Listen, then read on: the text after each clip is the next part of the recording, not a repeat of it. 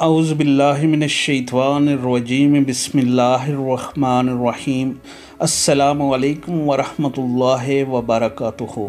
خلاصہ قرآن پہلا پارہ۔ اس پارے میں 5 باتیں ہیں۔ نمبر 1 اقسام انسان، نمبر 2 اعجاز قرآن، اور نمبر 3 قصہ تخلیق حضرت آدم علیہ السلام، نمبر 4 احوال بنی اسرائیل، اور نمبر 5 قصہ حضرت ابراہیم علیہ السلام۔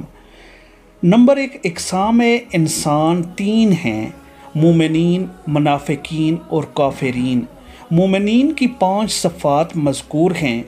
نمبر 1 ایمان بالغیب، نمبر 2 حکامت صلاۃ، اور نمبر 3 انفاق۔ ایمان بالکتاب، یقین بالآخرت۔ منافقین کی کئی خصلتیں مذکور ہیں: جھوٹ، دھوکہ، عدم شعور قلبی، بیماریاں، صفاحت، حکام الہی کا استحضاء، فتنہ و فساد، جہالت، ضلالت، تذبذب اور کفار کے بارے میں بتایا کہ دلوں اور کانوں پر مہر اور آنکھوں پر پردہ ہے۔ نمبر 2 اعجاز قرآن۔ جن صورتوں میں قرآن کی عظمت بیان ہوئی ان کے شروع میں حروف مقاطعات ہیں، یہ بتانے کے لیے کہ انہی حروف سے تمہارا کلام بھی بنتا ہے اور اللہ تعالیٰ کا بھی، مگر تم لوگ اللہ تعالیٰ کے کلام جیسا کلام بنانے سے عاجز ہو۔